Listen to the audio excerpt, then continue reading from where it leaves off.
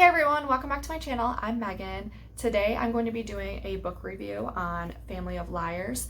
This is the prequel to We Were Liars. So let's get started.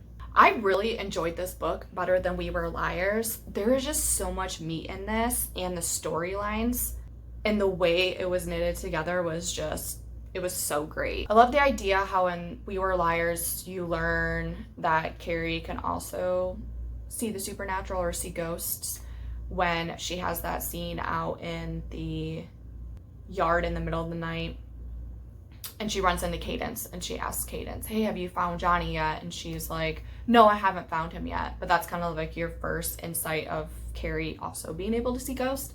So I like how the author played on that in terms of writing this book from Carrie's perspective.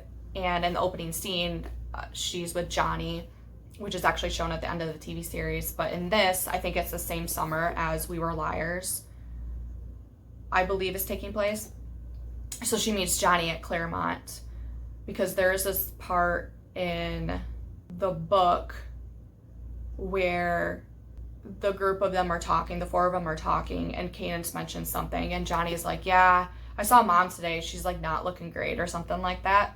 So that also, when you see the opening scene of him at Claremont talking to his mom, you can trigger back to We Were Liars and be like, oh, okay, those couple scenes make sense when they bring up seeing Carrie. And I was like, oh, okay, that makes sense then.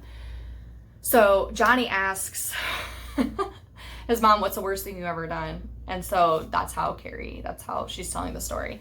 So I really love the storyline of finding out that Carrie is not even Harris's daughter and that the mom had another lover. And I thought that was like a really interesting storyline mixed with them having a younger sister, Rosemary, who actually drowns at 10 years old. Rosemary actually comes to visit Carrie. So Rosemary actually sees Carrie and she actually sees her mom, but the mom turns away from Rosemary. And so Carrie is the only one who sees her. And so I think that's really a cute relationship, Carrie and her younger sister, Rosemary.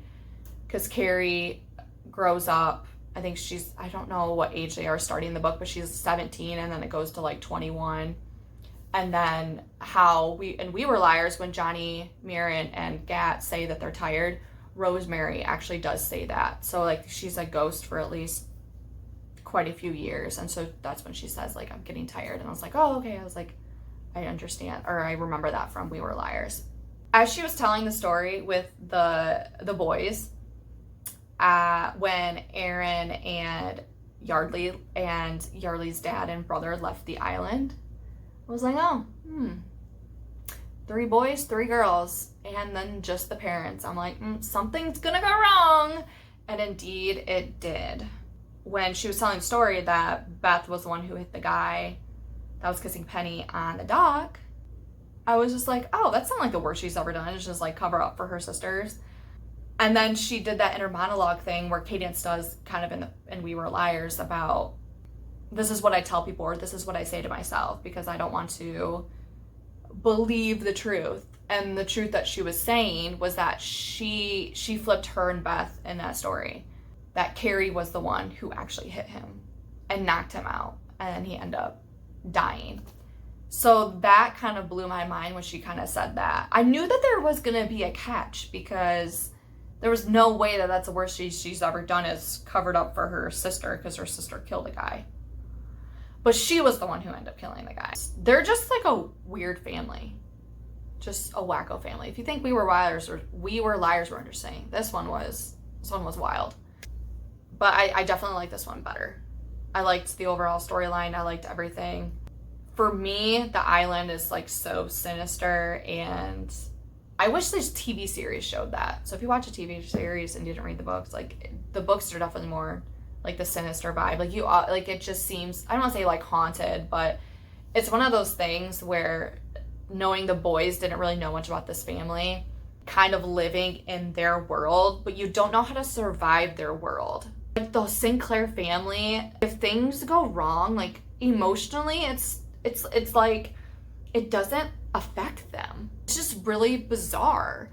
I don't know. Now I understand why the aunts act their way and We Were Liars. I wouldn't want to I wouldn't even want to be near A. Sinclair because the vibe, it's like you would get stuck in their world. When you do and you want to leave, you just can't. I don't know. So like when the three boys entered, they didn't know that one of them wasn't going to leave. Like even the guys, like they didn't seem that upset when their friend passed away. And even the way that the parents played when they invited his parents to the island, I was just like, well, hopefully they don't die on this island like their son did.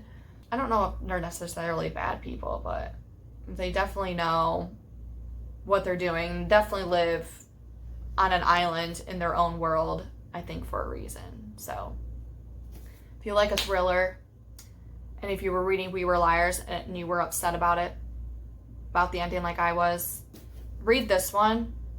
It's better, in my opinion. I mean, I love a good prequel. I love the formation of how the future is shaped, basically. That's my review for Family of Liars. Thank you for watching, and I'll see you next time.